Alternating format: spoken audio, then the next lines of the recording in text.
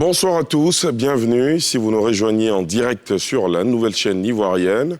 Merci de suivre ce nouveau numéro de NCI 360, le magazine de la rédaction qui passe en revue l'actualité de la semaine. Ce soir, on parlera politique et sport aussi.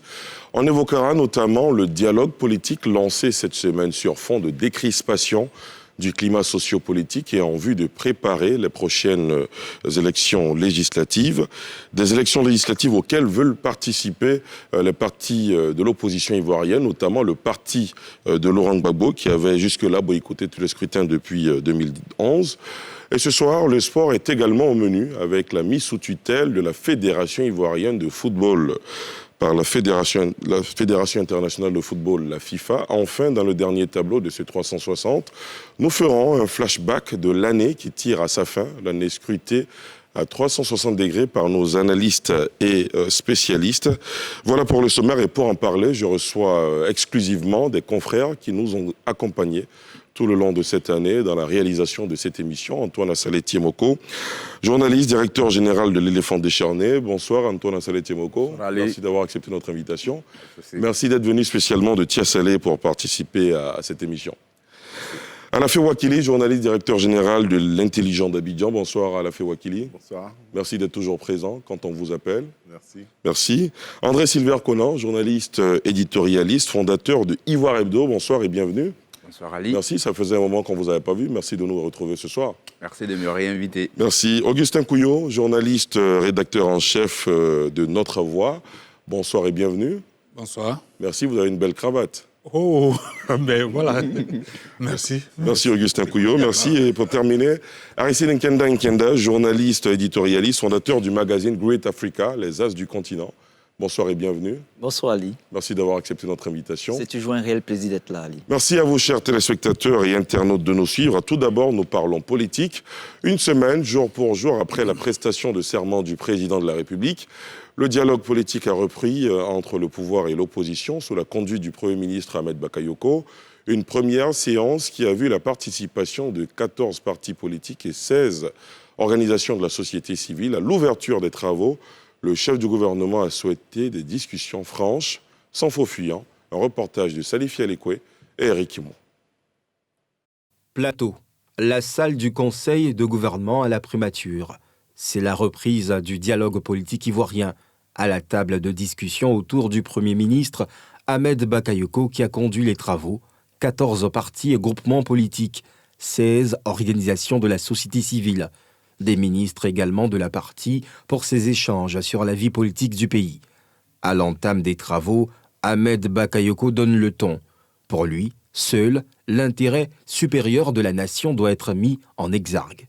À la veille des échéances des législatives, nous pouvons, dans la concertation, prendre les décisions appropriées afin que le lendemain des législatives, puissions célébrer la victoire de la démocratie.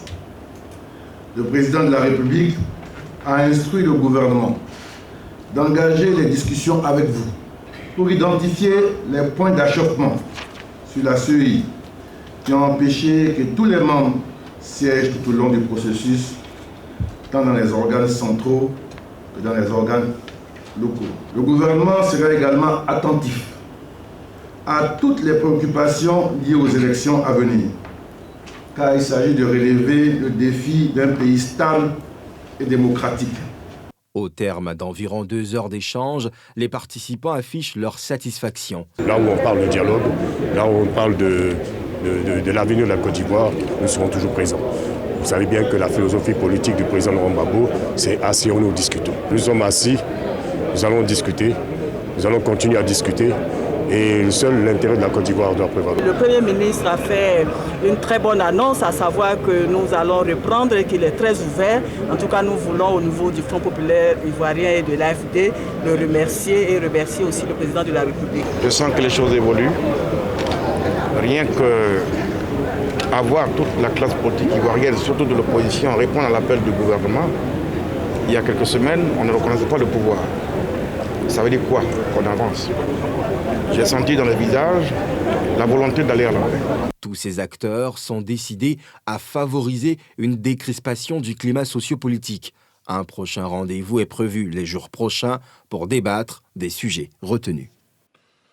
Voilà, monsieur, le dialogue tant attendu a enfin amorcé. Que vous inspire ce dialogue politique Assalé Tiamoko? Je pense qu'il y a une évolution dans la situation politique du pays. Il y a quelques semaines, c'était une tension très palpable, très visible à travers le pays avec des affrontements un peu partout. L'évolution, c'est aussi au niveau de la nomenclature choisie par le gouvernement, par le président de la République par rapport à ce dialogue. Parce que vous savez que récemment, le président Bédié avait défini le contexte dans lequel ce dialogue devait se faire. Il avait parlé du dialogue national qui devait inclure tous les Ivoiriens, toutes les couches sociales de la Côte d'Ivoire. La formule qui a été choisie est plutôt un dialogue entre le gouvernement et l'opposition. Ça veut dire que la proposition de M. Bédié n'a pas été retenue. Ce qu'il faut retenir, c'est qu'il faut saluer cette initiative qui permet de comprendre que les partis politiques d'opposition connaissent le pouvoir en place et que fondamentalement, ils sont inscrits dans la dynamique de la réconciliation, la dynamique de la recherche de solutions pour mettre en place une situation qui permette d'aller aux élections législatives dans la paix. Et donc, c'est cela qu'il faut saluer. Maintenant, après, on pourra aller plus en profondeur sur le contenu de ce dialogue-là. Absolument. André Silver?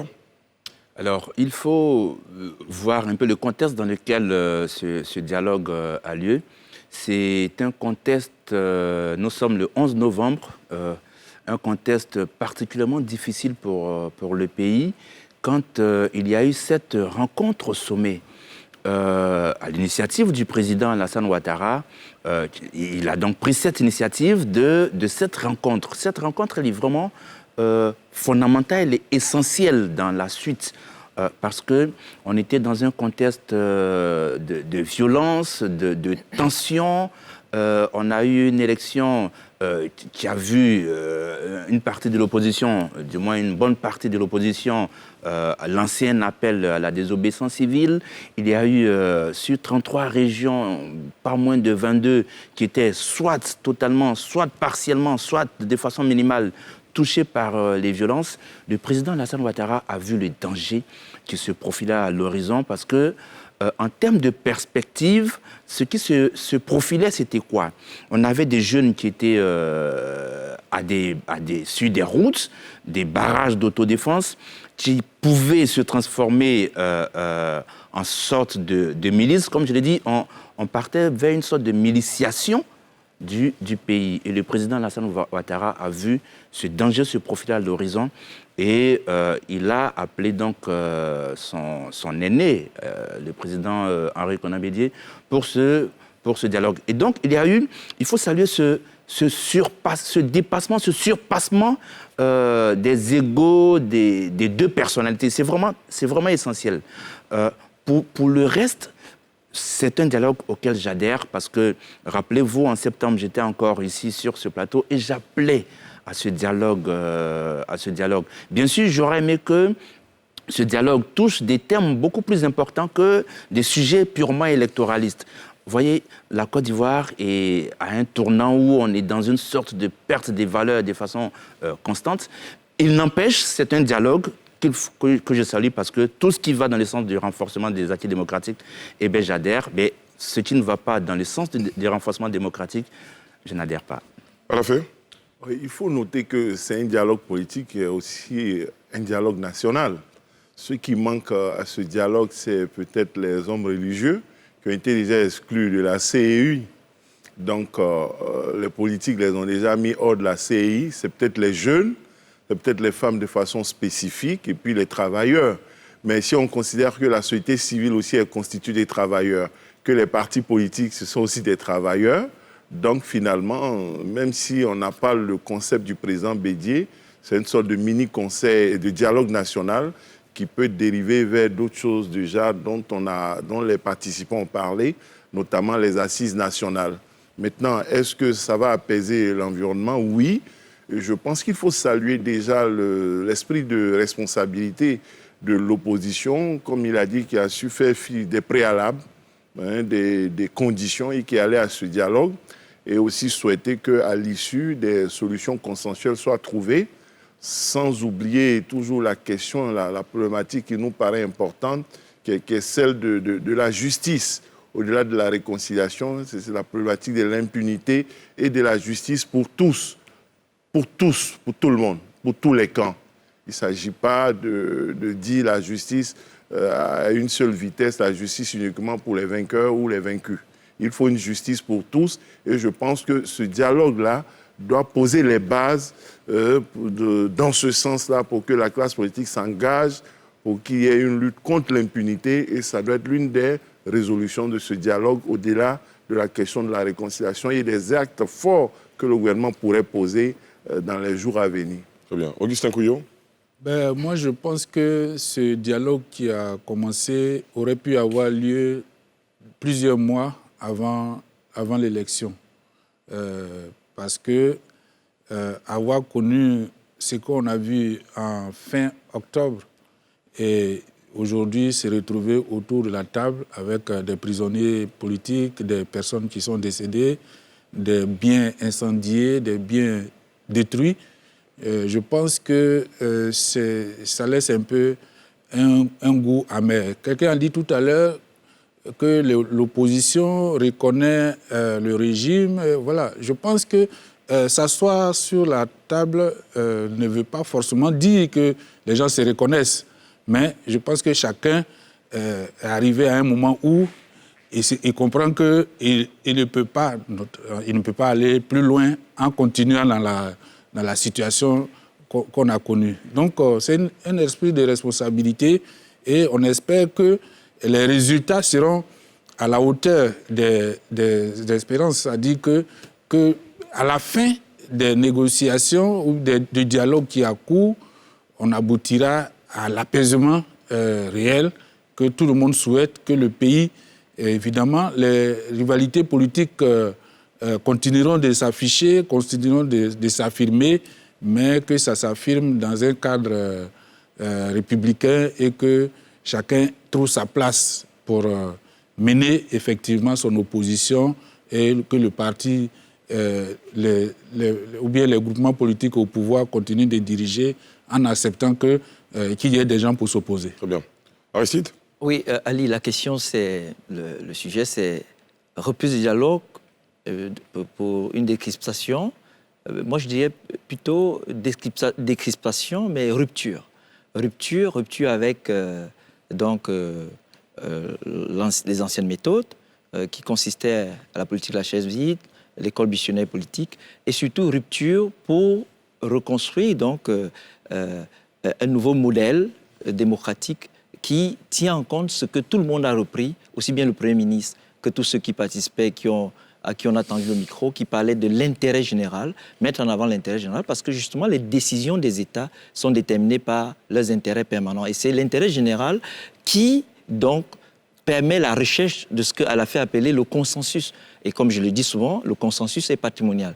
Alors, ce qui va se passer, justement, à partir de là, c'est qu'on va constater que les propos de campagne, notamment du président Ouattara, qui dans son premier pilier avait parlé de paix, et d'ailleurs le ministre de la Réconciliation, Kakabe, parle de paix, ce premier pilier se déroule normalement, puisque lorsqu'il l'est investi, il propose de créer un poste de ministre de la Réconciliation et le lendemain, c'est acté. Donc, nous assistons à une reconstruction du système démocratique avec de nouvelles idées, justement parce que les gens prennent en compte ce qui est important, c'est l'intérêt général. Donc, il y a donc cette volonté de reconstruction du système des valeurs. Et pour reconstruire le système des valeurs, il faut mettre au centre la recherche du consensus, parce que le consensus est patrimonial.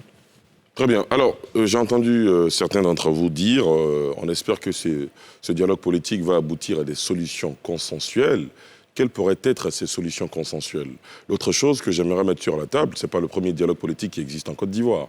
Ce n'est pas la première fois. Pourquoi celui-là devrait susciter autant d'espoir et aboutir à une situation de paix définitive? Alors, il faut dire que le champ de ce dialogue a été, je crois d'ailleurs, circonscrit par le chef de l'État en disant que ce dialogue s'inscrivait dans le cadre des recommandations de la CEDEAO en ce qui concerne la CEI. Donc, il s'agissait de faire en sorte que et quand on a écouté d'ailleurs le Premier ministre, il en a parlé, il s'agissait de faire en sorte que les partis d'opposition qui avaient quitté la CEI centrale puissent la réintégrer, qu'un poste de vice-président supplémentaire soit créé pour notamment le PDCI, puisque le FPI avait déjà un poste de vice-président. Et donc, au niveau de la commission centrale, c'était ça les réformes à faire. Et puis, au niveau des commissions locales, c'était de reprendre en quelque sorte les élections pour que le PDCI et le FPI puissent récupérer quelques postes à travers le pays pour équilibrer un peu. Je pense que c'est dans ce cadre-là que ce dialogue se tient. Je ne sais pas si au-delà de ce cadre-là, ils vont aller sur d'autres sujets d'ordre politique. Sinon, je pense que le chef de l'État avait bien fixé le cadre. Et d'ailleurs, je suis étonné que l'opposition y participe en restant dans ce cadre-là. Puisque d'ailleurs, ça avait été déjà fixé pendant la période de crise. Ils avaient été plusieurs fois appelés pour que les recommandations de la CEDEAO soient mises en pratique. Maintenant, c'est ce qui va se faire maintenant. Et on va voir comment ça va aboutir. Augustin ? Alors, ce que l'opposition a salué et ce que j'ai entendu Georges Amawignan et Christine Konan, c'est que le Premier ministre a fait des annonces au cours de la première séance, à savoir qu'il n'y avait aucun sujet tabou et que, au-delà de la question de la CEI, du cadre électoral pour les législatives, tous les sujets étaient abordables. Donc, c'est ça qui satisfait les gens. Parce que, évidemment, l'opposition demandait principalement que, au moins, ces leaders soient libérés. Afinguessa est toujours incarcéré. Voilà. Et d'autres personnes sont encore en prison. Dikayu bénéficie d'une excuse de santé. Il est en France. Mais il y a encore Ndrina Assis, sa fille, et puis d'autres, les jeunes qui sont encore dans les liens de la détention. Mais l'opposition a accepté de venir à cette première séance et l'annonce faite par le Premier ministre est une annonce qui va au-delà et qui suscite de l'espoir. Qui suscite de l'espoir chez eux. Et donc, ils estiment que voilà, ce ne sera pas seulement sur la question des législatives, ni encore moins sur les questions de la CEI seulement, et que toutes les questions seront abordées. Et je pense que même le Premier ministre, en intervenant, avait déjà posé ces bases-là pour satisfaire, pour mettre à l'aise tout le monde à l'aise. Et je crois que rien n'est tabou. Je pense que j'espère bien que les choses iront dans ce sens. André Silver. Alors, on est déjà au-delà de ce que le Premier ministre avait fisté comme Caneva. Comme Caneva. On est vraiment on est déjà au-delà. D'autant que après donc, la cérémonie officielle, il y a eu des commissions, on va dire, qui ont été mises en place. Et il y a un comité restreint qui a été aussi mis en place. Et dans ce comité restreint où il y a eu des discussions, il y a déjà eu 4 points d'accord. 4 points d'accord qui ne sont pas forcément en rapport avec la question de la CEI. Premier point d'accord, c'est le principe du maintien des discussions entre le dialogue de haut niveau entre le président Alassane Ouattara, le président Laurent Gbagbo et le président Henri Konan Bédié. Ça, c'est le premier point d'accord. Et les différents acteurs, qu'ils soient du pouvoir comme de l'opposition, sont d'accord sur cela. Il y a un deuxième point d'accord, c'est celui donc, du principe de la libération des prisonniers. C'est aussi un point d'accord. Il y a aussi un autre point d'accord qui est la réparation des victimes. Voilà, la réparation. Le point de désaccord, pour ce que je sais, puisqu'il y a eu un communiqué qui avait été fait par le ministre de la Sécurité et de l'Intérieur, le général Vagondo, le seul point de désaccord au niveau du comité restreint, ce sont les modalités de libération des prisonniers. Voilà. Pendant que le RHDP estime qu'il faut que la justice aille jusqu'au bout, les opposants, pensent que, le président, on peut libérer de façon provisoire. Voilà. Donc, on est déjà sorti du cadre qui avait été défini par le Premier ministre, et c'est tout à l'honneur des politiques qui vont à ce discours. Alors, justement, le développement que vous faites ramène sur la table la question de l'impunité. Est-ce que chaque 5 ans, il y aura des crises politiques ? Et puis, à la fin, les politiques vont se rencontrer, faire des dialogues, et puis on passe par perte et profit tous les dégâts qu'il y a eu, et puis on passe à autre chose. Oui, justement, j'ai soulevé la question dès le départ, et ça revient. De toute façon, il faut dire que la discussion, il y a eu 2 groupes de travail qui est créé. Il y a 2 groupes de travail. Il y a un groupe qui parle de l'environnement et des élections à venir avec la CEI, et à l'autre qui évoque la question de l'environnement politique. Et donc, c'est un accord avec toutes les parties que cela a été mis en place. Maintenant, l'opposition avait des attentes. La question était de savoir si ces attentes-là étaient des préalables, des conditions avant d'aller au dialogue, ou si ça devait être des conclusions du dialogue. L'opposition a accepté d'aller au dialogue et de considérer que la satisfaction de ces revendications ou les concessions vont constituer des solutions, des conclusions au dialogue. Revenant à la question de l'impunité, moi je pense que, indépendamment des gestes politiques qui peuvent être faits, il faut impérativement que la classe politique s'entende pour lutter contre l'impunité, pour que tout le monde le réclamait. Pourquoi subitement on va oublier, on va passer par perte et profit? Ceux qui ont tué le jeune à Daoukro doivent payer. Ceux qui ont tué les gendarmes à X endroits doivent payer. Ceux qui ont tué à Beaunois, ceux qui ont tué à plusieurs endroits, on ne peut pas les laisser passer ça par perte et profit. Ce n'est pas normal. Et lorsque les gens comprendront que les politiques peuvent aller se faire soigner en France, les politiques peuvent être libérés et être chez eux à la maison, et que ceux qui sont sur le terrain, qui tuent, vont aller en prison, peut-être qu'on finira avec la violence politique. Il faut que ceux, en dehors de ceux qui ont donné les mots d'ordre, ceux qui, sur le terrain, ont commis les actes directs de violence, qui ont égorgé, qui ont pris des têtes pour jouer au football, ceux qui ont tué le gendarme, ceux qui, matériellement, ont posé les actes, il faut les retrouver et il faut qu'ils payent. Si on pense qu'il doit y avoir impunité pour les donneurs d'ordre, les gens comprendront que toujours les politiques pourront aller en France, pourront rentrer chez eux à la maison, seront protégés et puis ils seront conscients à l'avenir avant d'agir pour aller tuer. Moi, je pense qu'il est impératif que les gens et que la société civile, que les citoyens montent au créneau pour que les sanctions soient prises à l'encontre de ceux qui commettent des violences. Ça, c'est un élément qui est indiscutable. Autrement, on va tourner dans ce cycle-là, on ne s'en sortira jamais. Kouyo? La question de l'impunité est une question, à mon sens, pas trop pénale. C'est une question politique. C'est une question politique parce qu'on veut rendre des gens qui n'ont pas posé d'actes responsables des actes. Et c'est aussi ça qui est à la base de l'échec ou bien à la base de... Qu'est-ce que vous voulez dire quand vous dites on veut rendre des gens coupables? Par exemple, quand un leader politique demande à des gens de descendre dans la rue, s'il y a des dégâts ou des morts, on le rend responsable de... Non, je pense que... Pour vous, il ne doit pas être responsable de cela? Non, je veux dire que... Parce que je crois au pénal, la responsabilité est individuelle.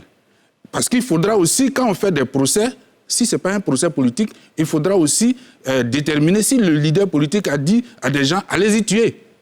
C'est ça le vrai problème. Et c'est ça qui fait que les questions restent politiques, parce qu'au pénal, M. Tan qui a dit à ses militants de descendre dans la rue, il ne leur a pas demandé d'aller tuer. Est-ce que celui qui a tué a dit qu'il exécute un ordre d'un leader politique? Voilà le vrai problème. Voilà. Et puis, si on remonte les responsabilités peuvent être à divers niveaux. Si d'aventure, on doit attraire certaines personnes devant... C'est pour ça que, finalement, tout ce qui se passe, ça devient la justice des vainqueurs. Parce que, imaginons que ceux qu'on poursuit aujourd'hui prennent le pouvoir demain. Ils vont poursuivre ceux qui les ont poursuivis hier. Et c'est ainsi qu'ils ne s'arrêtent pas. Oui. André Silver? Oui. Moi, je pense que... c'est pas étonnant. Je vais dire, sur la question des crimes, il faut que nous ayons des positions très claires. Pour moi, c'est tolérance zéro. C'est tolérance zéro. Mais enfin, c'est un peu trop facile que les gens ôtent la vie de certaines personnes, détruisent des biens, et puis s'en sortent comme ça sous le couvert de la politique. Non, ce n'est pas cela. Vous savez, les frustrations non contenues amène souvent la rébellion au terrorisme. Les frustrations non contenues. Et ces frustrations non contenues naissent justement de l'impunité, du sentiment d'injustice. C'est bien beau quand on n'est pas directement touché, mais il y a eu 85 morts, au moins, parce qu'il y en a plus, parce que quand le gouvernement faisait le bilan, il n'a pas tenu compte des morts après le bilan. Donc, au moins 85 morts. Non, on ne peut pas continuer ainsi. Il est important que dans ce pays, à un moment, on dise « stop ». Il s'agit de vies humaines. Il s'agit de vies humaines. Et le souci, le vrai problème, c'est qu'on a l'impression que, comme Alafé l'a dit, il y a un sentiment de justice des vainqueurs ou des vaincus. Non, la justice doit être équitable pour tout le monde. La justice doit rassurer tout le monde. Et tout le monde parle de réconciliation. Je suis très heureux pour Kakabe qui a été nommé ministre de la Réconciliation. Comme je l'ai dit, il n'est pas moins méritant que d'autres, donc il a le droit le plus absolu d'être ministre. Mais on n'arrivera pas à la réconciliation sans justice. Voilà, et tant qu'on passera tous ces crimes-là par pertes et profits, la réconciliation sera factice. Absolument. Aristide ? Oui, Ali, tu vois bien que le grand frère Augustin Cuyo n'arrive pas lui-même à soutenir son argumentaire. Parce que c'est difficile. Pourquoi c'est difficile? Il n'arrive pas à soutenir parce que c'est difficile. Pourquoi est-ce que c'est difficile? Je vous donne la parole pour réagir tout à l'heure. Pourquoi est-ce que c'est difficile? Parce que justement, c'est ce que disent André Sylvain-Conan et Alafé. Impunité zéro. Pourquoi? Parce que quand on ne se souvient pas, on n'a pas de colonne vertébrale, on n'a pas de repère. On ne peut pas, n'est-ce pas, devant des vies humaines ôtées, dire qu'on va peut-être faire comme s'il n'y avait rien eu. Alors, ce qu'il faut faire, c'est de saisir la reprise du dialogue comme un nouveau départ, mais un nouveau départ avec des bases saines. Parce que justement, l'ancienne méthode de faire la politique était celle où on introduisait la ruse, tout simplement parce qu'on estimait qu'après, on pourrait dire que sur le dialogue, on va proposer que l'on fasse un jugement politique pour libérer ceux qui lancent des mots d'ordre. Donc, il faut que les gens aussi comprennent. Et de plus en plus, les gens comprennent.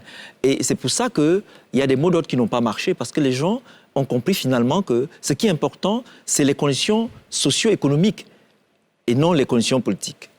D'accord. S'il te plaît, je vous redonne la parole tout de suite.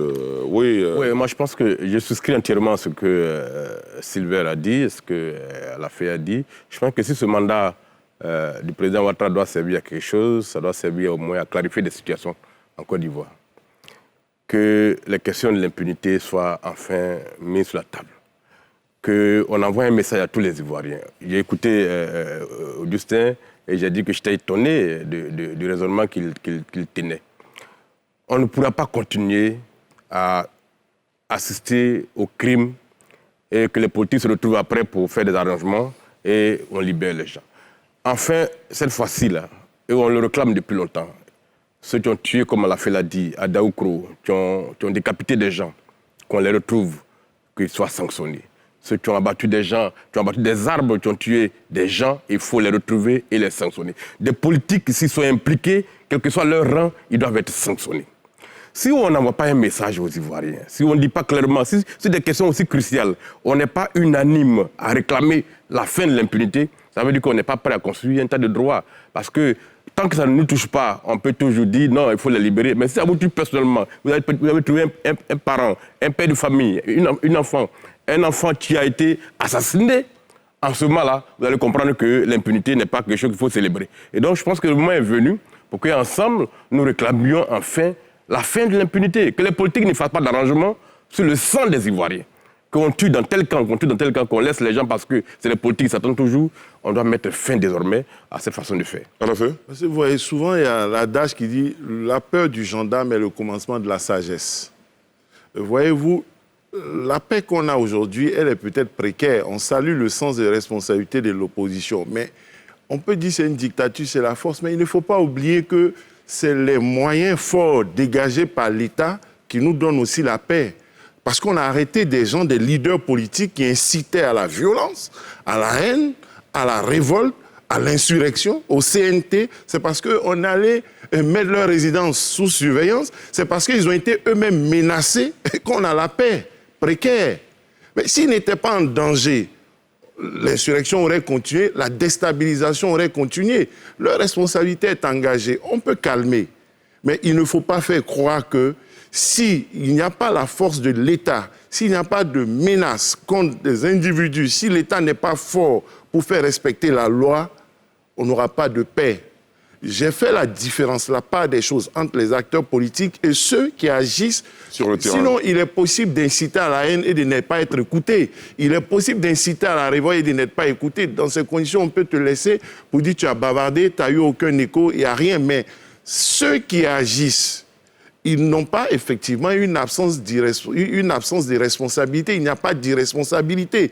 Tu n'as aucune excuse parce qu'un leader politique a dit de te soulever, de défendre la Constitution pour aller tuer des gens. Donc ta responsabilité pénale, elle est individuelle. Il faut exécuter la responsabilité pénale individuelle pour que chaque citoyen, chaque acteur, tous ceux qui se filmaient, qui mettaient sur les réseaux sociaux, qui croyaient qu'ils étaient en action de bravoure, comprennent que ça ne se fait pas. On ne tue pas les gens de façon impunie. Voilà l'enjeu. Maintenant, si vous faites l'apologie de l'irresponsabilité des hommes politiques, si on peut inciter à la haine, si on peut inciter à la révolte, si on peut inciter à des actions et vous estimez qu'on n'a pas dit d'aller tuer spécifiquement et qu'il n'y a aucune responsabilité, vraiment libre à vous d'assumer ça. Augustin ? Voilà. J'espère que je ne suis pas l'accusé sur le plateau. Aucunement. Mais non, je voudrais préciser que impunité zéro et personne ne fait l'apologie de l'impunité.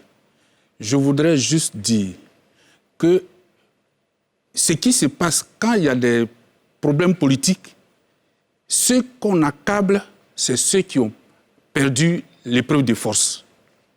C'est ce qui se passe à présent. On accable des gens parce qu'ils ont perdu l'épreuve de force. Je vous assure que si c'est l'opposition qui avait remporté l'épreuve de force, peut-être que certains seraient là en train d'accabler Alassane Ouattara d'avoir annoncé sa candidature le 6 août 2020. C'est ça qui est le problème. Moi, je n'ai pas perdu, il était déjà accablé. Oui, mais justement, mais ce ne serait plus seulement accablé, mais ça aurait pu être une affaire de justice. Accuser Ouattara d'avoir manqué à son devoir à la protection et le mettre devant la justice. Je ne suis pas en train de faire... Moi, j'ai perdu quelqu'un. J'ai perdu des gens dans la rébellion. Mon petit frère qui était gendarme à Ferké, on n'a jamais retrouvé son corps. Il est mort. On n'a pas retrouvé son corps.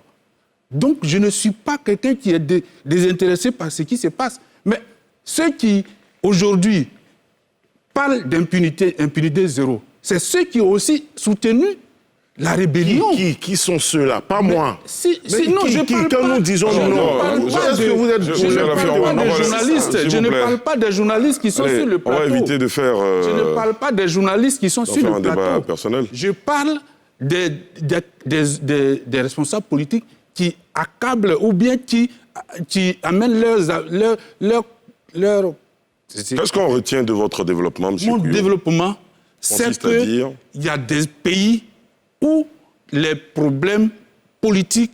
Parce que je trouve que la question qui s'est posée, c'était une question politique qui a entraîné des morts. Donc vous préconisez la voie de Il y a une justice transitionnelle. Il y a une justice transitionnelle. En Afrique du Sud, on ne peut pas dire aujourd'hui qu'il n'y a pas eu de réconciliation en Afrique du Sud. Mais ils ont mis les Declercq et autres. Ils se sont retrouvés en prison. Est-ce qu'ils se sont retrouvés en prison? Non. Même... Donc, je veux dire que...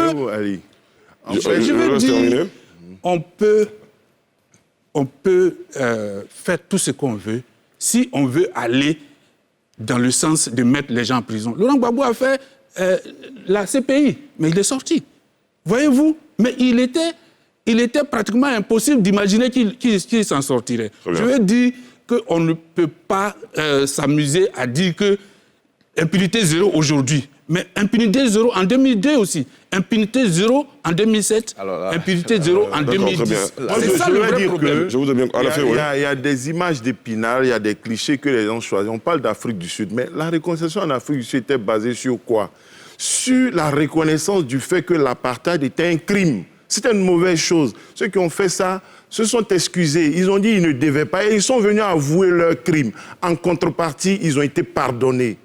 Il y a un dedans qui a refusé, il était allé devant la justice. Lui, il a dit que ce n'est pas un crime, un autre botard. Lui, il n'a pas voulu entrer dedans. Et ça a été un conflit, mais il a peut-être fini par plier. C'est ça, la justice transitionnelle. Et puis aussi au Rwanda. Mais lorsque vous dites que vous n'avez rien fait, qu'est-ce qu'on va pardonner? Les gens disent qu'ils n'ont rien fait, ils ne reconnaissent rien. Donc c'est difficile de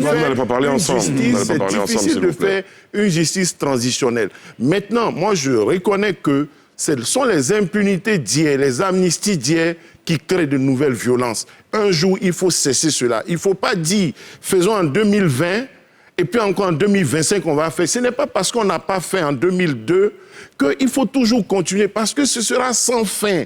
Un jour, il faut arrêter. Moi, je n'ai jamais été un adepte de ces impunités-là. Lorsque le président Ouattara devait même prendre sa dernière amnistie, lorsque Alpha Blondy a demandé, lorsque d'autres ont dit, moi, j'ai dit non, j'ai refusé. Et il ne faut pas oublier aussi qu'en 2020, là, on a eu 85 morts. C'est beaucoup. Mais en 2010, on a eu 3000.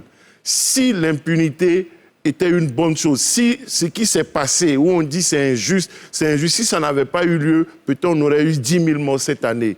On peut se plaindre de ce qui s'est passé sur les uns et les autres, mais il faut déplorer 85 morts, il faut se réjouir qu'on n'ait pas eu 3000 morts.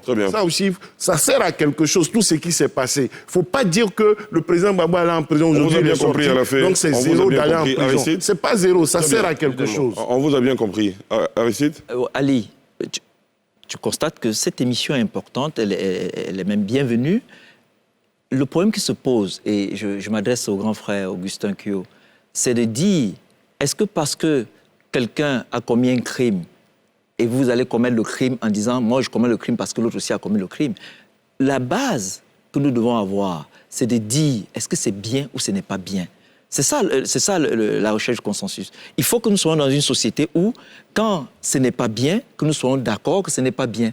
Qu'on ne dise pas que je le fais, ou bien je supporte, ou je défends parce que hier, ça a été comme ça. Non, ça ne fonctionne pas comme ça. C'est pour ça qu'il y a la recherche du consensus. Et qu'on soit dans une société de droit, quand on est dans une société de droit, c'est qu'on applique le droit. Et je crois qu'Alafé insiste là depuis un certain temps, et tous les autres, même sur le plateau, il faut qu'on aille à la rupture et que l'on recommence avec des bases solides, des bases où vous commettez un crime, vous êtes puni, ainsi de suite, ainsi de suite. Assalé, un mot rapidement. Oui, je pense qu'il faut que nous nous mettions tous d'accord autour de cette table sur des principes qui sont essentiels. La question, c'est de savoir est-ce que nous devons construire un état de droit ou un état d'amnistie. Ceux qui ont fait le coup d'État en 1999, coup d'État qualifié de salutaire, hein, on a tous vu ça dans ce pays-là, un coup d'État qui est salutaire. On fait le coup d'État en 1999, ils ont été amnistés. C'est les mêmes qui ont tenté de renverser le président Gbagbo dès qu'il a pris le pouvoir. Et qui sont après revenus pour faire la rébellion. Des crimes ont été commis, une amnistie a été prise encore pour les amnistier. C'est les mêmes encore qui sont intervenus dans la crise de 2010 et qu'on accuse aujourd'hui d'avoir commis des crimes à l'ouest du pays. Et on dit qu'il faut prendre encore des amnisties. En 2020, encore, il y a des crimes. On dit qu'il faut encore prendre une amnistie pour effacer tout ce qui s'est passé. Nous sommes en train petit à petit de construire un état d'amnistie qui convainc les gens dans la dimension qu'on peut dans ce pays tout se permettre, parce qu'on est politicien, appeler à la mort, construire un état de violence, et puis après on s'assoit, on règle ça, et on passe ça en pertes et profits. Il faut mettre fin à ça. Aucun argument ne peut soutenir que parce qu'on n'a pas fait hier, il faut le faire, on ne peut pas le faire aujourd'hui. Il faut mettre fin à l'état d'amnistie en Côte d'Ivoire. André Sylvain. Moi, c'est cette forme de banalisation du crime qu'on est en train de construire. Et ça me donne beaucoup de peine. Vous voyez, j'ai une amie qui m'a rencontré en vilain élu, qui m'a dit, est-ce que tu vois, malgré toutes tes alertes, on a eu que 85 morts. Je lui ai dit, tu es cruel, honorable. Tu es cruel. Parce que 85 morts, comme je l'ai dit, c'est au moins 85 morts. Mais je l'ai dit, tu es cruel parce que ce gendarme qui était dans un cortège ministériel, qui a été sorti avec une haine mais féroce d'un cortège ministériel qu'on a tué, brûlé, qu'on a enterré, mais mérite respect. Ces femmes, cette vieille de plus de 80, qui avait plus de 80 ans, qui a été maintenue dans sa maison avec sa fille, son fils, sa belle-fille et sa petite-fille, brûlés vifs, morts, mérite respect. Ce jeune homme qui a été décapité à Daokro, avec lequel, dont le crâne a servi de ballon de football, mérite respect. C'est un sujet que j'aborde avec beaucoup de sérieux. Voilà. Et donc, il est important que dans ce pays, on arrête de banaliser le crime. Voilà. Parce que, je l'ai dit, tu es vraiment cruel parce que on doit mettre fin à cette forme d'impunité. Il ne faut pas que... Moi, je vois un peu la construction de l'idée de Kouyo, qui se défend un peu mal, je l'admets. Non, mais je pense que il y a aussi... Il y a bien sûr les appels souvent à l'insurrection, mais j'entends souvent arrêter d'envoyer les enfants à la mort. Mais une marche ne doit pas constituer la mort pour des gens. Voilà. Et donc, des deux côtés, on doit avoir pour boussole la construction d'un État démocratique. Donc, les opposants doivent être assez responsables, mais aussi les dirigeants aussi ne doivent pas estimer que marcher, c'est aller vers la mort. Voilà. Oui, Kouyo. Bon, je vais reprendre. Je ne me défends pas. Reprenez vos esprits. Non, j'ai tout mon esprit. Allez-y. Parce que ce que je défends, ce n'est pas de l'amusement. Parce qu'ici, sur le plateau, personne ne peut dire que Bédié a appelé les gens à les tuer. Parce que c'est une question de responsabilité. Il a appelé la désobéissance civile. Que Afi a appelé les gens à les tuer. Ça aussi, on ne peut pas le prouver. Parce que la justice, c'est avec des preuves. On ne peut pas dire... On ne peut pas se mettre aussi à la place de ceux qui font la justice. Non, mais ceux qui font la justice, je vous assure qu'on est déjà allé prendre des jeunes dans un village de Toumoudi. Mais on n'a jamais pris quelqu'un à Daoukro, ceux qui ont joué le ballon à la tête de quelqu'un. Personne. Je veux dire qu'il faut qu'on soit assez responsable. C'est des questions éminemment politiques. Voilà. Sinon, M. Ouattara ne serait pas... Éminemment, exclusivement politique. J'ai dit éminemment politique. Je n'ai pas dit exclusivement J'avoue que politique. jusque-là, je ne comprends pas du tout ce que... Oui, mais moi, je ne comprends même pas alors, ça, s'il vous plaît, monsieur. Non, oui, je vous donne la parole. Je leur demande de se calmer, et puis je vous donne la parole. À Salé, moi, je ne comprends pas non plus votre position. Parce que les responsables politiques qui sont en prison, est-ce qu'on a démontré qu'ils ont appelé, parce qu'ils ont appelé des gens à descendre dans la rue, à s'opposer à des élections. Ils ont demandé à des gens de s'opposer aux élections. Ça, c'est clair. Mais est-ce que s'opposer aux élections, c'est légal? Mais ça, vraiment...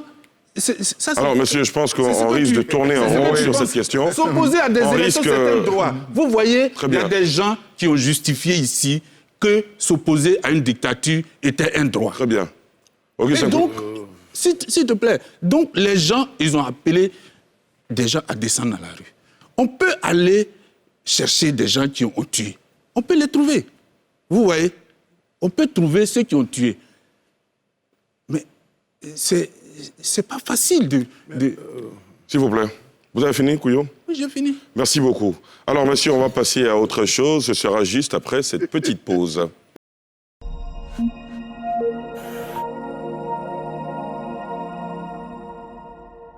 De NCI 360 avec nos invités, Aristide Nkenda, Antoine Assalé Timoko, Alafé Wakili, Augustin Couilleux et André Silver-Conan. Messieurs, tout à l'heure, nous abordions la question du dialogue politique, laquelle ouvre de nouvelles perspectives sur la politique en Côte d'Ivoire. L'opposition, de façon générale, a envie de participer aux élections législatives. C'était pas donné. Réaction, analyse? André Silver? Alors oui, moi j'adhère, comme je l'ai dit, à tout ce qui participe donc du renforcement des acquis démocratiques. Et donc j'ai donc apprécié donc cette annonce de l'opposition de participer aux législatives. Il reste que ça reste une annonce parce que, rappelez-vous, hein, le FPI de Gbagbo avait annoncé qu'il participerait à la présidentielle en ayant bien en tête que Gbagbo serait le candidat, tout en sachant aussi que la candidature du président Gbagbo avait plus de, je ne dirais pas, de chances d'être rejeté. Et quand on lit le communiqué donc du FPI de Laurent Gbagbo, on voit que la question de son retour reste cruciale, reste importante pour le FPI. Et le président Gbagbo avait annoncé sa volonté de revenir en Côte d'Ivoire avant la fin de l'année. Nous sommes aujourd'hui bien le 27. Je ne suis pas sûr qu'il reviendra avant la fin de l'année. Je ne suis pas sûr qu'il reviendra avant les législatives. Alors, est-ce que le FPI qui a annoncé qu'il participerait aux élections ira quand même aux élections sans Gbagbo? Je ne sais pas, d'autant que ce que je vois actuellement, c'est le RHDP qui se prépare à aller aux législatives. Par contre, l'opposition, je ne la vois pas bien venir, vu que, pour moi, il y a un enjeu important, c'est la crédibilité de cette opposition qui doit montrer qu'elle est assez forte pour pouvoir s'unir autour d'enjeux cruciaux. Pour le moment, je ne les vois pas venir. À la fin? Oui, moi je dis, je note deux choses. Hein. L'opposition veut aller aux législatives pour certainement faire cette présidentielle qui n'a pas eu lieu et avoir une majorité à l'Assemblée nationale en additionnant les voix pour dire, ben voyez, le RHDP, le président Ouattara est minoritaire et illégitime. C'est un grand défi que l'opposition veut réaliser et il faut les y encourager en se disant qu'il y aura des obstacles. Il y aura des obstacles. Et les obstacles, c'est justement d'éviter de tomber dans le piège de le président Gbagbo n'est pas venu. Comme il n'est pas venu, on ne va pas à l'élection. Peut-être que l'objectif sera d'éviter qu'il vienne justement pour qu'il n'y aille pas. Donc, il ne faut pas tomber dans le piège. De deux, le FPI, on a dit FPI, mais en réalité, c'est les pro-Gbagbo, c'est EDS, parce que AFI a toujours l'étiquette. AFI a toujours l'étiquette. Donc, apparemment, le piège dont il parle, le président Gbagbo et les pro-Gbagbo ont sans doute décidé de le dépasser. S'il faut aller aux élections en EDS, ils vont aller parce qu'ils savent qu'ils ont leur monde et leur peuple. D'ailleurs, il me semble que le président Gbagbo n'a pas envie de saisir ni la justice ni l'administration. Pour être fidèle à sa vision, la justice et l'administration ne doivent pas intervenir dans les affaires internes du FPI. Donc l'option choisie sera celle d'une négociation, d'une reprise du dialogue avec AFI quand il sera libéré et non profiter de la situation où il paraît couché et affaibli. Donc je ne sais pas si d'ici les législatives, l'occasion sera donnée de reconstituer l'unité, mais pour l'instant, l'option a été choisie de ne pas se laisser distraire par les questions d'étiquette. Ils ont décidé d'y aller, il faut les y encourager. Antoine Assalé? Oui, j'ai écouté l'interview de M. Assoadou sur un média international. C'est cela. Et le confrère lui a posé la question de savoir s'ils iraient aux élections législatives, même avec l'absence du président Gbagbo. Il a dit qu'il n'envisage pas l'absence du président Gbagbo au moment des élections législatives. C'est la question que le confrère a posé 2 fois la question, mais M. Assoadou a eu la même réponse. Pour eux, ce n'est même pas envisageable le fait que M. Gbagbo soit absent avant les législatives. Ce qui veut dire que s'il n'est pas là, le FPI pourrait revoir sa position par rapport aux législatives. Enfin, le FPI pro-Gbagbo. Alors, ce qui veut dire, c'est que depuis quelque temps, il y a une sorte de prise de bec entre les soutiens pro-Gbagbo et la branche de GPS qui estime que le FPI a trahi l'opposition en disant qu'il ira aux élections, alors qu'il y a des questions importantes qui n'ont pas été encore vidées. Et donc, pour eux, c'est une trahison. Alors, la question que se pose, c'est de savoir si aujourd'hui le FPI ira dans son ensemble aux élections législatives, ou bien, même si M. Bafing-Guessant reste en prison, ils iront aux élections. Tout ça, c'est des questions qu'on pourra débattre dans les jours à venir. Absolument. Augustin Couillon? Moi, je suis toujours pour la participation. Et parce que je pense que dans une élection, on y va, on gagne ou on perd. On ne peut pas gagner forcément ou perdre forcément. Dans tous les cas, je pense que, de toute façon, ça dépend toujours des politiques qui ne tiennent pas toujours forcément compte de nos avis pour agir. Ils agissent selon les intérêts de leur parti. Et donc, moi, si M. Assou-Adou estime qu'ils vont participer aux élections, je souhaite vraiment que, même si le président Gbagbo n'est pas là, parce que même le président Gbagbo, je pense que son retour, même si ce n'est pas aujourd'hui, ça sera demain. Il va arriver forcément. Il va arriver, selon sa propre volonté. Et aussi, bon, peut-être les conditions qui seront créées sur place. Et comme il a dit, il ne veut pas arriver dans un pays où tous les matins... il y a des troubles. Voilà, il y a des troubles. Donc, voilà, je pense que les gens doivent aller aux élections législatives. Si M. Assou-Adou est déterminé à aller, je l'y encourage. Et moi, à titre personnel, je ne pose même pas la question de la libération d'Afi comme un préalable. Afi, c'est un homme politique. Il a pris les responsabilités qui sont les siennes. Voilà. Et je ne pense pas que, parce qu'il est en prison, les gens ne doivent pas aller aux élections. Non. Parce que, et si on le libère au lendemain des législatives, et les autres deviennent quoi? Non. Je pense que c'est un homme politique, il agit dans un cadre politique, il peut faire 1 an, 3 mois ou 10 ans en prison, mais il faut que le parti vive. Et le parti vit aussi avec les élections. Et moi, je peux dire que, personnellement, j'avais bien souhaité que tout le FPI, y compris Assou-Adou, participe aux élections depuis 2011. Vous estimez que c'est une perte de temps? Bon, je ne sais pas tellement, je ne dirais pas ça comme ça, mais j'estime, à titre personnel, qu'ils auraient dû y participer.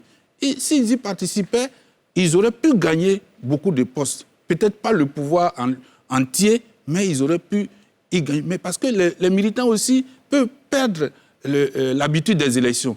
Ils peuvent perdre l'habitude des élections. Et puis, il y a des nouvelles figures. Très bien. Voilà, donc moi, je me réjouis de sa prise de position et j'espère que l'opposition s'entendra pour aller aux élections. Et au lieu de se tirer dans les pattes, ce n'est pas nécessaire. Aristide? Oui, Ali, l'opposition va à ces élections parce qu'il y a eu un fair play politique. Parce qu'après la défaite de l'élection présidentielle, avec tout ce qui est les appels au boycott qui n'ont pas marché, ils se rendent compte que l'enjeu pour ces prochaines élections législatives, c'est la jeunesse.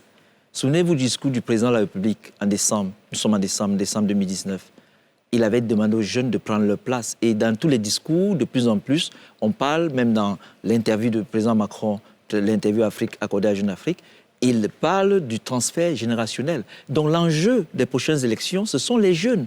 Et donc cette classe politique qui a échoué dans sa démarche, dans son approche pour les présidentielles, et qui est une classe, pour la plupart des elders, qui vont bientôt quitter la scène, donc ils sentent que, même sans appartenir au parti, il y aura beaucoup de candidatures indépendantes. Et donc l'enjeu, ce sont les jeunes. Donc en revenant dans le champ politique, c'est un fair play politique. Ils ont compris que, ayant perdu la bataille des présidentielles, il faut qu'ils reviennent dans le champ politique pour occuper la place. Mais simplement, si Assou-Adou veut encore utiliser ce même discours, je pense que ce sera à ses dépens. Parce que la jeunesse aujourd'hui n'entend plus se laisser faire. Je vais reprendre le flambeau parce qu'il y a aussi un moment, la liberté ou alors l'occasion ou bien le moment, parce que le temps il y a deux significations, le chrono et le kéro. Et le kéro, c'est un temps unique qui arrive, et ce temps-là est arrivé pour les jeunes, et les jeunes ne veulent pas lâcher ce temps-là. Donc les jeunes sont conscients qu'ils iront, que ce soit dans les partis politiques ou en tant qu'indépendants. Et cet enjeu-là, il est primordial pour les jeunes. André, rapidement. Ah non, il ne faut pas être dupe. Si le FPI du président Gbagbo décide de ne pas aller aux élections, les jeunes du FPI du président Gbagbo n'iront pas aux élections. Voilà. Je pense que chacun a compris que, dans tous les cas, pour moi, on ne devrait même pas être là aujourd'hui en train de parler de participation à des élections législatives. C'est naturel. Voilà, c'est tout à fait naturel dans un État qui se veut démocratique. Voilà, donc, mais il ne faut pas sous-estimer, je vais dire, l'influence du président Gbagbo à travers Assou Addo sur son équipe. S'ils ont décidé de ne pas y aller, les jeunes n'iront pas. Les jeunes, du moins du FPI pro-Gbagbo, n'iront pas. Très bien. Alors, très rapidement, on va aborder à présent l'actualité sportive. La FIFA a mis en place un comité de normalisation pour la gestion du football ivoirien. Ce comité, selon la Fédération internationale, se chargera de gérer les affaires courantes de la FIFA. Pourquoi une telle décision de la FIFA? Les éléments de réponse dans ce récit de Salif Yalekwe. Nouveau rebondissement dans l'affaire du football ivoirien. La Fédération internationale de football et Association FIFA, qui avait suspendu le processus électoral, a décidé jeudi de mettre en place un comité de normalisation pour la Fédération ivoirienne de football. Le mandat du comité de normalisation comprendra les tâches suivantes. Gérer les affaires courantes de la FIFA, réviser partiellement les statuts et le code électoral de la FIFA, lorsque nécessaire dans le contexte des élections, afin de leur garantir leur conformité avec les statuts et les exigences de la FIFA, et veiller à leur adoption par l'Assemblée générale de la FIFA. Réviser les statuts de certaines parties prenantes, et en dernier lieu, agir en qualité de commission électorale pour l'organisation de l'élection d'un nouveau comité exécutif de la FIFA sur la base des statuts et du code électoral revisé. Son mandat expirera le 31 décembre 2021. La Fédération ivoirienne de football a saisi lundi le tribunal arbitral du sport, TAS, en vue de la levée de la mesure de suspension imposée par la FIFA suite à un blocage du processus électoral du président de l'instance fédérale ivoirienne. Nouveau rebondissement dans l'affaire entre la FIF et la FIFA. Antoine Assalé-Tiemoko, vous qui avez suivi particulièrement ce dossier, quel est votre avis sur l'évolution de cette actualité? Vous savez, moi, depuis que cette décision a été prise, je suis resté très silencieux parce que j'ai l'impression que cette décision ne produira pas les effets attendus.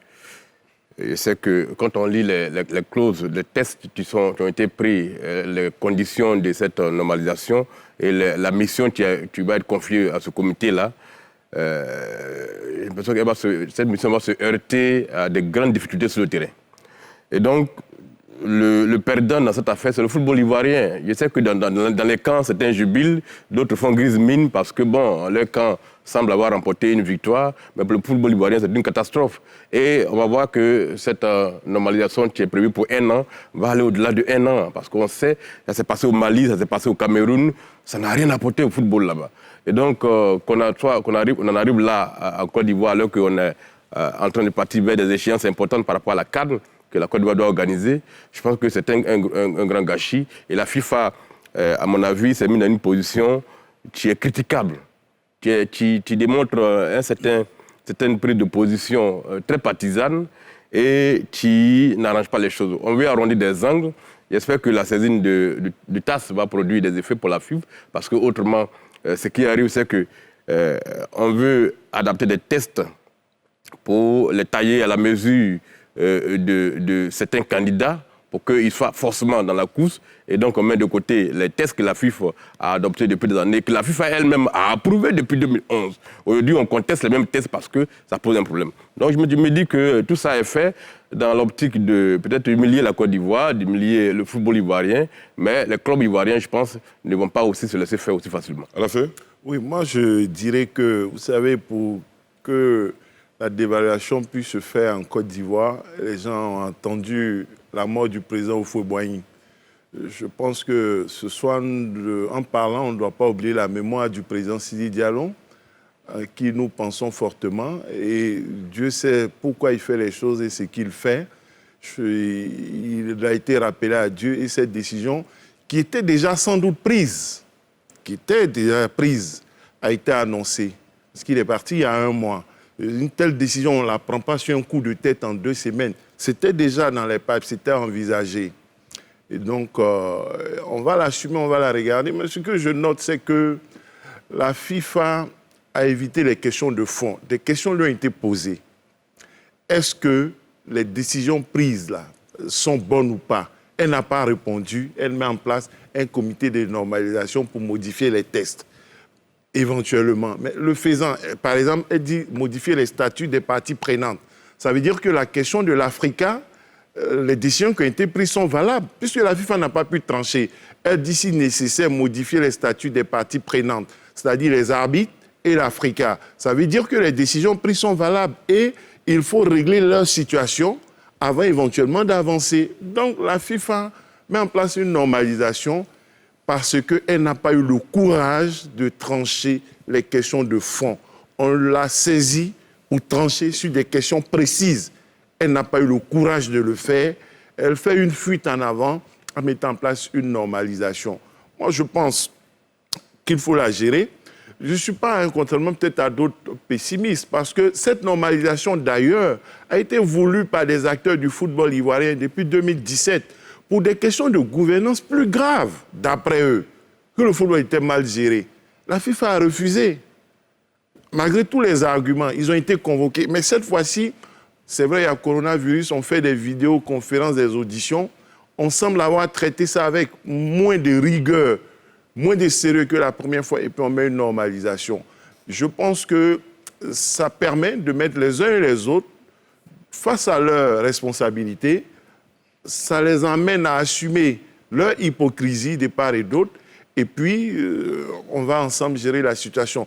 Il y a certains qui proposent un bras de fer de la Côte d'Ivoire. Ça fait partie des idées. C'est-à-dire, on conteste et on refuse même d'appliquer la normalisation et encourir des sanctions. Et ça ne va pas durer plus de 3 mois ou maximum 6 mois, à l'issue desquels on gagnera.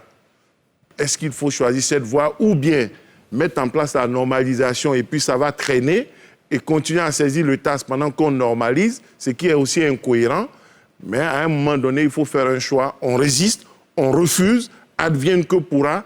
Et comme on ne peut pas bloquer un pays pour des raisons arbitraires et fallacieuses pendant 1 an, pendant plusieurs mois au niveau du football, une solution sera trouvée très vite. Mais si on veut jouer sur 2 tableaux, en acceptant la normalisation, en saisissant le TAS, le temps risque de traîner et puis on n'en sortira pas vite.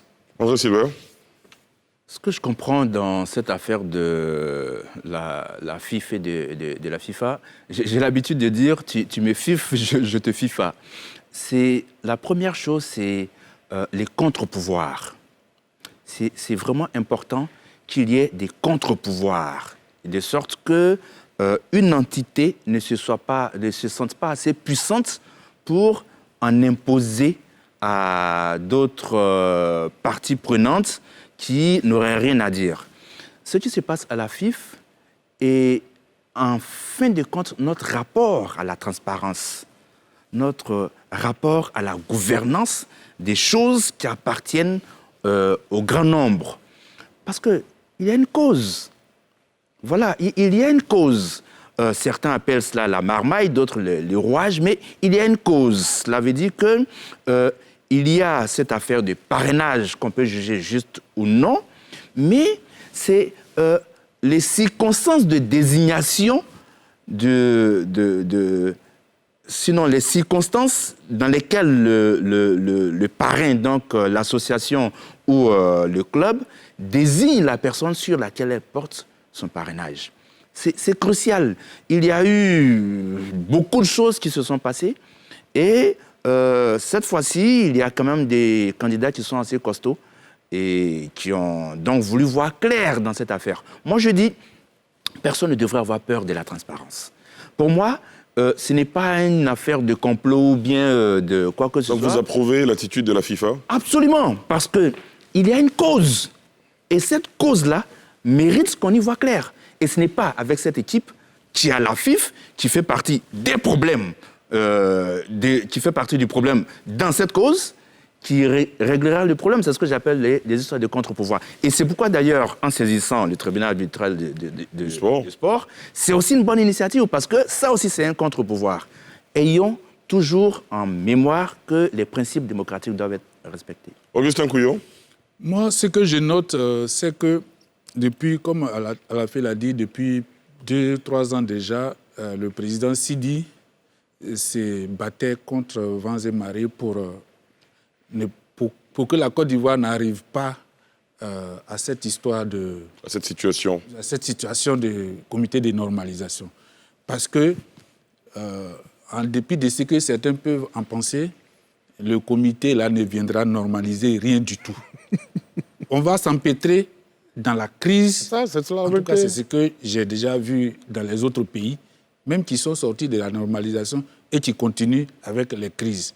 Donc, je pensais sincèrement que la FIFA, en demandant les documents, dise que tel a été mal appliqué, comme leur première missive d'ailleurs. C'est ça. Telle chose a été mal appliquée, rectifier ça de telle sorte, et puis on avance. On dit, bon, si on dit tel parrainage est valable pour nous, selon nos règlements, tel parrainage est valable, tel n'est pas valable, ou bien tel est vraiment, à tel endroit ça a été mal appliqué, à tel autre endroit ça a été bien appliqué.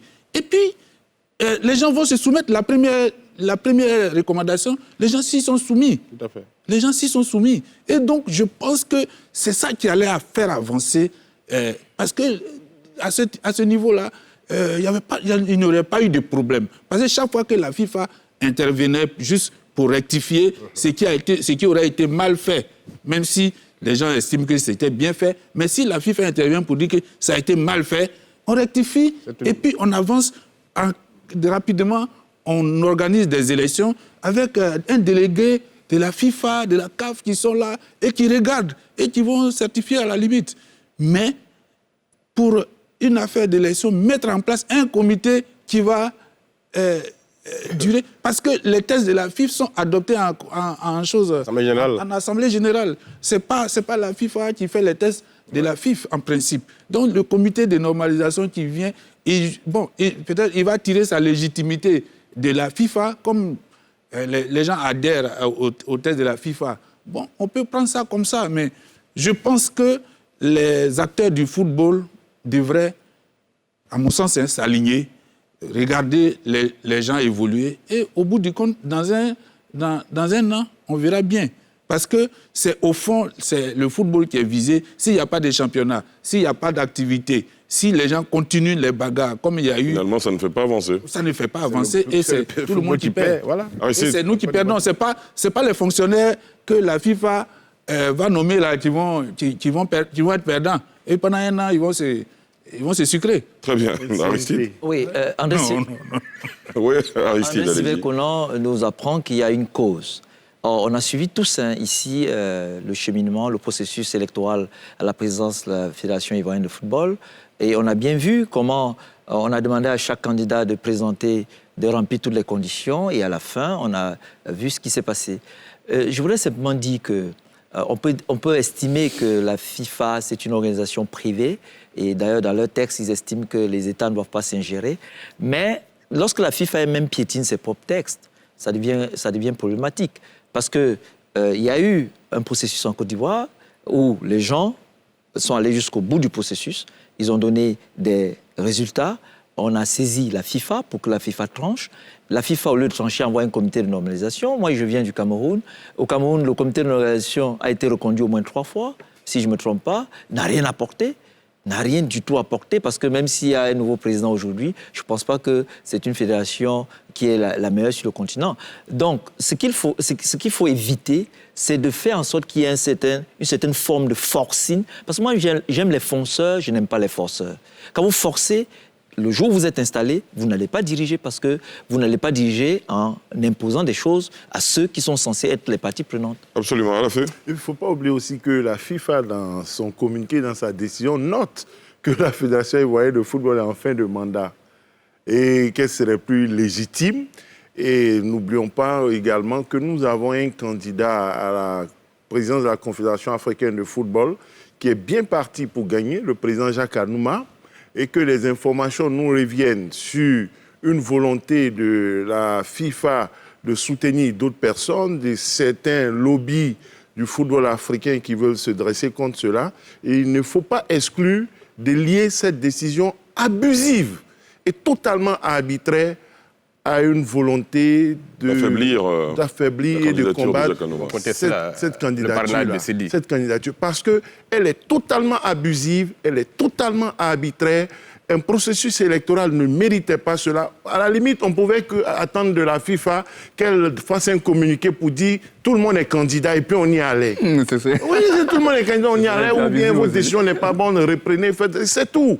On n'a pas besoin de tout ce scénario, ce CNT de football. Il y a quand même une question, Ali. Il y a 30 secondes, s'il vous plaît. 30 secondes. Quand on finit de normaliser, mais on va aux élections quand même, non? Absolument. Bien sûr. Et si on va aux élections, ça ne change pas puisqu'il y a un corps électoral qui... Très bien. Monsieur, nous sommes au terme de l'année 2020. Oui. Au cours de cette année, il y a eu des temps forts. Il y a eu beaucoup d'événements cette année. Une année marquée par la crise sanitaire de la maladie à coronavirus, il y a eu la politique avec le processus électoral en Côte d'Ivoire. Il y a eu également les temps forts dans cette émission. Je vous propose de voir ce petit extrait de NCI 360. C'est ce que je l'ai dit. Donc, ne fais pas croire. Choualeu, je vous donne la parole. Je vous donne la parole tout de suite. Vous terminez, monsieur Assalé Timoko. Ne fais pas croire. Mais la FIFA aussi. Il faut dire ce qui se passe à la FIFA. Monsieur, je ne donne pas dans votre débat. Assalé terminé et puis on donne la parole à Choualeu. Choualeu, demandez. Choualeu, s'il te plaît. On va faire, oui, bien sûr, on fait un tour de table. Je ne savais pas que Choualeu avait ici une mission de défendre des gens ici. Non, les gens, je ne défends pas. Moi, j'ai dit au lieu de... S'il vous plaît. Défendre qui? Assalé terminé. Choualeu, vous dites... À chaque fois, tu défends la FIFA aussi à chaque fois. Mais j'ai défendu la FIFA à chaque moment. S'il vous plaît, messieurs. S'il vous plaît, messieurs. Choualeu demandé. Merci beaucoup. Reste tranquille. D'accord, je reviendrai. Oui, fini. Ici, on nous donne même un lot, deux lots pour subvenir à ses besoins. Le voilà ici. Tu ne l'as pas invité à Bassam en disant le chef du village que vraiment je suis fatigué. Et 3 jours après que la décision a été tombée. Oui. Vous endormir. Il faut dire... Oui. Non, ce n'est pas pour nous endormir. Non, ce n'est pas une manière de nous endormir. Il faut dire que je ne réunis pas mon passé. Ah oui. Non, mais c'est important. Honorable, laissez-le parler, s'il vous plaît. Alors, messieurs, je veux être précis. Dion Bateau, rapidement. Je dis mon histoire, je l'assume. Honorable, c'est bien entendu. Je veux dire ceci. On peut y aller, ceci étant. Honorable, merci. Je veux dire ceci. Lui et moi, le DRHDP, lui et moi, on a battu la campagne pour la nouvelle constitution. Lui et moi, on a fait les villes et villages de Côte d'Ivoire pour dire aux Ivoiriens, votez la nouvelle constitution parce que le président Ouattara n'est pas candidat. Non, moi, je n'ai jamais fait campagne pour ça. C'est écrit là-dessus. Non, c'est écrit sur les papiers qu'on avait. Je suis désolé. C'est écrit sur les papiers qu'on avait. Non. Blé, on va avancer. Vous avez attiré son attention. Il dit qu'il ne se reconnaît pas dedans. Donc vous terminez. Il dit soit c'est un témoin, les papiers, les prospectus, sur le RHDPFR, c'est écrit là-dessus. Ouattara n'est pas candidat. Et quand l'opposition s'est fabriquée dans sa tête une démarche incohérente, inconséquente. C'est-à-dire, on n'est pas la nation, il y a la même réaction. On n'est pas la nation, il n'est qu'à mesurer des propos. D'accord, très bien. Non, on lui laisse l'entière responsabilité de... L'arrogance, c'est fait que c'est entendu, monsieur. L'arrogance. S'il vous plaît, on vous a bien entendu. Il ne peut pas dire aux gens, à des pères de famille, à des gens qui ne nourrissent pas, qu'ils sont des D'accord, c'est entendu. On le laisse terminer. Si vous avez des choses à lui reprocher, vous lui reprochez. Monsieur Dioré, terminez rapidement, terminez. Monsieur Blé-Guiraud, s'il vous plaît. C'est moi qui donne la parole, s'il vous plaît. On ne peut pas appeler des citoyens dans une république régie par des lois à des manifestations ou bien à des prises de pouvoir par tous les moyens. S'il vous plaît, monsieur Guiraud, s'il vous plaît. Vous avez fait... Monsieur Dioré, terminez rapidement, terminez, s'il vous plaît, terminez. Je voudrais dire, aller manifester, c'est un droit. Prendre une machette pour aller découper des gens qui manifestent, c'est un crime. Il faut que ces gens-là soient recherchés, retrouvés, jugés et punis. On est d'accord. On est d'accord dessus. Aller brûler un bus, ce n'est pas de la désobéissance civile, c'est un acte criminel. Il faut qu'on les recherche et qu'on les punisse. Et violer la Constitution.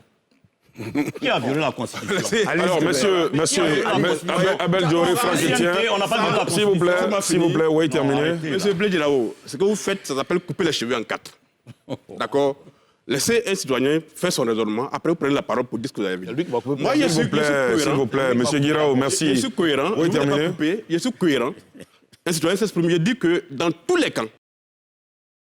Maintenant, si vous pouvez penser que le décès d'Amadou Gon est une mise en scène, que le président Ouattara même a joué, que le président Ouattara peut jouer. On le laisse terminer. Monsieur Ouattara a terminé. Non, ça marche. Que le président Ouattara peut jouer avec la santé. C'est pas ce que j'ai dit. Amadou Gon, il dit qu'il ne sait pas ce qu'il a dit. Monsieur Ouattara. Vous avez déformé mes propos. J'ai dit ceci. Allez, non, on le laisse préciser ça. On le laisse préciser ça. Il ne faut pas déformer mes propos. Voilà. S'il vous plaît, messieurs. Alors, si vous pensez Monsieur Ouattara, vous aviez la parole terminée. Avec la santé d'un Ivoirien, d'un de ses collaborateurs, je vous laisse l'entière responsabilité de cette déclaration sur ce plateau. Baudouin, il y a pas vous voulez réagir. Le président Ouattara a une vision claire. D'accord, très bien. Vous avez un homme de vision face à des gens d'ambition. On vous a bien compris. Voyez-vous, c'est bien facile de taxer tel d'opposant, tel de n'est pas opposant et de s'arroger le titre d'opposant. Vous-même au FPI Frange Afi-N'Guessan, vous n'êtes même pas reconnu comme opposant. Vous êtes qualifié par le FPI pro-Gbagbo d'être des complices, n'est-ce pas, du RHDP. Non, je termine. Quand vous avez parlé, je vous ai écouté religieusement. Faites de même. Bon, M. Doumbia a terminé rapidement. Voilà. Alors, qui n'ont pas une représentation nationale. Et quand on parle de CEI, de représentation locale, écoutez, vous imaginez que Doumbia Major a des représentants à Tengrela, à Man, à Dimokro, à Tumodi, etc. Mais on lui pose la question. Et pourtant, lors des élections locales, que ce soit Doumbia Major, Zadi Guégué ou autres, ils avaient des pseudo-représentants dans ces CEI locales. Au FPI, vous n'êtes pas reconnu. On dit que vous avez la coquille vide. Non, c'est le FPI qui le dit. Vous avez au ministère de l'Intérieur, il existe. FPI. Oui, mais ça, vous n'avez pas parlé tous les deux ensemble. Quand vous parlez, je vous écoute. Monsieur Doumbia, nous sommes sur un plateau de télé et vous dites s'il vous plaît. Écoutez celui qui parle. Bon, vous terminez rapidement, s'il vous plaît. Et ça, vous ne pouvez pas le nier, puisque moi, je me suis retrouvé... Non, il était... Je le nie. Non, mais il a dit publiquement. Monsieur, écoutez-moi. On va éviter les... Je ne peux pas vous laisser. Les empoignades. Je ne peux pas vous laisser. Monsieur Bonnet, est-ce qu'on est d'accord de... Non, je peux pas laisser Monsieur Bonnet, laissez-moi terminer. D'accord, très bien. Alors, à tous les deux, s'il vous plaît. Nos candidats n'ont pas été votés par qui ? Par M. Doumbia Major, par Mme Arrête Lagou, etc. Et je n'ai pas besoin de vous voir. Dès l'instant où nous sommes dans l'opposition, nous sommes censés avoir une convergence d'idées. Or, vous êtes dans un vrai deal avec le pouvoir qui dit que vous êtes un opposant. La seule chose qu'il reste aujourd'hui à M. Doumbia Major, c'est d'être membre du RHDP. Bon, alors finalement, vous voyez bien que M. Doumbia Major est en parfaite harmonie avec M. Dassansan. S'il vous plaît, ça devient un débat entre personnes. Il se trahit. Il se trahit lorsqu'il dit que Guillaume Soro va développer une stratégie. Mais tenez-vous bien, ce n'est pas de faire un coup d'État. Ça, vous vous êtes trahi. Justement, c'est ce qui est dans la tête de votre leader. C'est l'insurrection, c'est les coups d'État, c'est tout ce qui est dans la... Non, mais on le connaît puisqu'il l'a déjà tenté. Et tous les actes que vous posez, nous voyons ce que vous êtes en train de faire. Mais je vous assure, si vous essayez, ne serait-ce qu'une seule fois, vous allez voir ce qui va se passer. Parce que, oui, mais bien sûr, qui le sait? Que Soro Guillaume essaie de faire un coup d'État et il va voir. Quel est cet homme-là qui n'aime pas évoluer dans la tranquillité? Mon cher ami Dassansan, qui a l'indignation sélective et la frustration en géométrie variable. De suivre un individu pareil. Il ne peut pas s'imposer à la Côte d'Ivoire. La Côte d'Ivoire... Arrêtez de faire un débat personnel, s'il vous plaît. Il faut qu'on sorte du débat personnel. S'il vous plaît, sortons du débat personnel. Oui, monsieur Major, allez au-delà des personnes, s'il vous plaît. Vaut mieux que ça. Et un individu ne peut pas s'imposer à la Côte d'Ivoire avec chaque fois des S'il vous plaît, laissez-moi repréciser. Et avait appelé au secours M. Choi et l'ONU. Et aujourd'hui, M. Dassansan nous dit que la Côte d'Ivoire est un pays souverain, les décisions du Conseil constitutionnel ne sont pas susceptibles de recours. Vous voyez, c'est pour ça qu'il faut un minimum de constance, de cohérence, de logique quand nous défendons des positions. Parce que les positions que vous défendez aujourd'hui peuvent vous rattraper demain. Et là, la duplicité du RHDP est mise comme ça. Alors, la question que... Monsieur Doumbia Major a fait son droit avec... Je n'ai pas fait de droit. Alors, je constate qu'effectivement, vous n'avez pas fait de droit. Allez-y. C'est honnête de le dire. Voilà, monsieur, c'est un peu la VAR de cette année 2020 de l'émission NCI 360. Réaction, quels sont les faits marquants qui ont retenu votre attention cette année? Alors, moi, j'ai retenu tout de suite, vous savez, la disparition de Ouattao.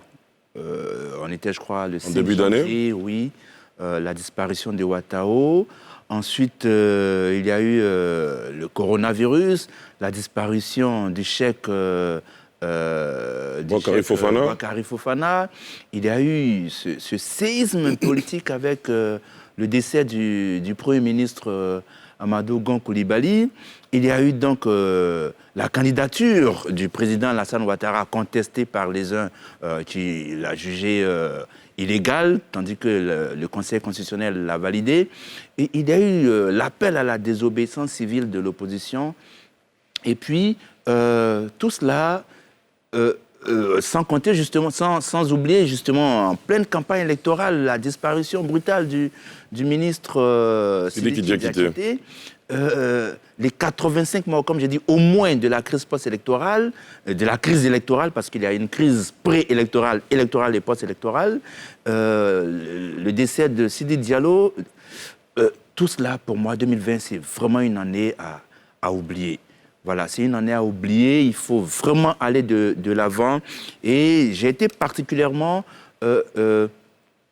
heureux de lire la déclaration du Premier ministre qui a inscrit donc l'année 2021 au rang des années pendant lesquelles le gouvernement va lutter contre la corruption. C'est vraiment essentiel. Vous voyez, la Côte d'Ivoire a perdu 2 points en 2 ans en termes de transparence, en termes d'indice de perception de la corruption. La corruption était mal, c'était un grand mal ivoirien. Et le mal ivoirien est tellement profond qu'il y a une catastrophe de choc. Et cette déclaration, pour moi, me réjouit. Maintenant, il faut que 2021 soit consacré vraiment aux actes qui renforcent nos acquis démocratiques et notre gouvernance publique. À la fin. Je souscris au même point qu'il a évoqué, qu'il a avancé. On a été présent au cours de toute cette année pour ces débats, pour décortiquer ces éléments. On a vu cette VAR-là qui nous a montré qu'il y a eu des grands moments de tension. Moi, je retiens une émission spéciale qu'on avait faite ici sur le Premier ministre Amadou Gon Coulibaly. Une émission hommage, c'était un grand moment. Je retiens aussi la nuit électorale qu'on a faite. Absolument. Ici. 8 heures de télé. 8 heures de télé alors que les rues étaient vides, tout le monde avait peur. Tout à fait. Nous étions sortis là pour rassurer, pour croire aussi quand même qu'on avait des institutions fortes et solides et que, bon, c'est vrai, des choses peuvent arriver, mais il fallait y croire et puis résister. Et finalement, l'année est à oublier, mais finalement, elle se termine... moins mauvaise que prévu. Il faut souhaiter que 2021 soit une année meilleure. Vivement. Couillon?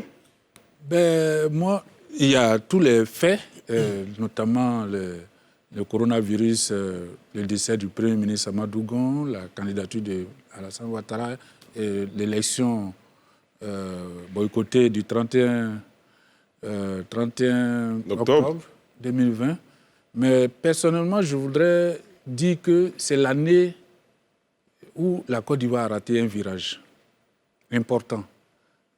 Parce que, pour une fois, je pensais qu'on était sur le chemin de passer, assister à un passage des flambeaux.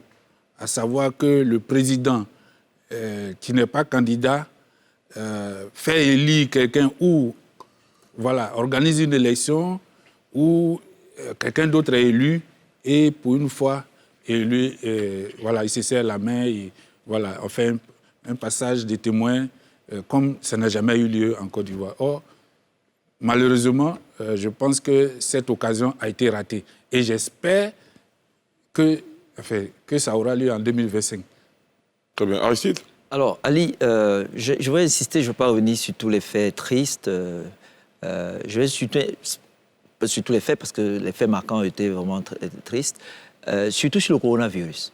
Vois-tu, au début de l'année, il y a eu le Forum économique mondial de Davos. Et pour la première fois, les 5 risques majeurs, mondiaux majeurs, étaient des risques environnementaux. Et il y a eu juste après le coronavirus. Et le coronavirus nous a donc rappelé qu'il y a 3 éléments hypostatiques, c'est-à-dire l'alimentation, la santé et la spiritualité. Et sur le plan de la santé, vous avez vu qu'elle est tellement préoccupante que le coronavirus nous a imposé la discipline.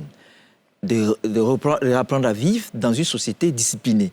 Et André Sylvain-Conan pose le problème de la corruption. Et vous savez que la corruption, c'est l'élément qui a été utilisé par un conseiller d'un empereur chinois qui lui disait qu'au lieu de faire la guerre pour dépenser beaucoup d'argent et tuer beaucoup de gens, ce qu'il faut faire, c'est tuer l'école, introduire la corruption. Au bout de 20 ans, vous aurez un pays dirigé par des corrompus, par des voleurs, et un pays de corrompus. Donc, le coronavirus est venu pour nous rappeler qu'il faut qu'on insiste sur la discipline. Et cette discipline va donc se matérialiser par la mise au centre du débat politique de la reconstruction du système des valeurs. Si on ne le fait pas, on ne va jamais sortir de la spirale.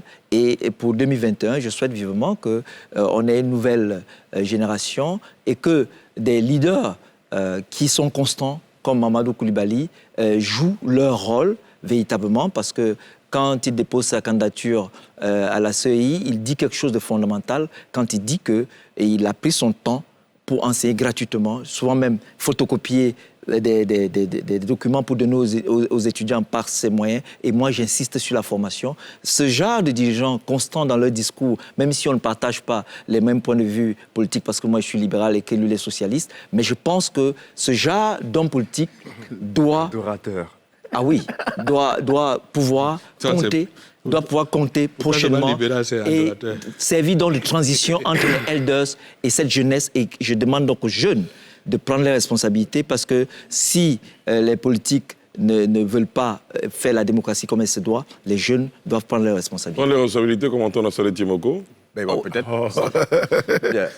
Moi, pour 2020, tout ce qui a été dit aussi, j'ai retenu ça, mais j'ai noté un élément qui me reste dans l'esprit, c'est le silence d'Abidjan le 30 octobre 2020. Parce que 30 octobre, la veille de l'élection présidentielle, où Abidjan dormait à 18h, 19h, parce qu'il y avait une telle psychose. On avait pensé que le pays allait basculer, que quelque chose d'extraordinaire allait se passer de la nuit du 30 au 31. Il faut dire qu'on a construit cette psychose-là en disant qu'il n'y aura pas d'élection le 31 octobre. Et beaucoup d'Ivoiriens avaient intégré cela. Et le silence d'Abidjan le 30 octobre, c'était saisissant. C'est une chose qui m'a extrêmement marqué.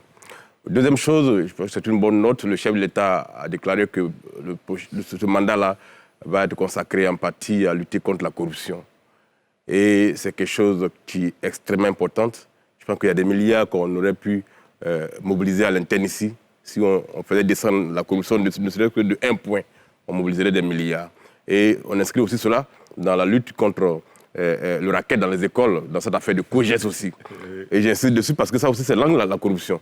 Et donc, pour moi, c'est un fait majeur que le chef de l'État ait décidé qu'on va régler cette affaire de COGES avec les collectivités. Donc, 2020, ces 2 éléments, je les retiens, en plus des autres qui ont été déjà... Absolument. À la fin, on dit sur coronavirus 2019, dont Aristide a parlé. Vous savez, au début, on a dit que ça allait changer notre vision du monde. Ça allait nous rendre plus solidaires.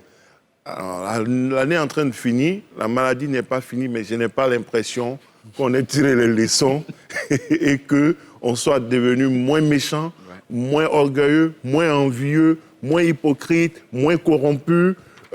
Tout ça, le coronavirus, ne nous a pas changé. Ça nous tue. Ça ne nous a pas rendu meilleurs. Et ça, c'est une inquiétude que je formule.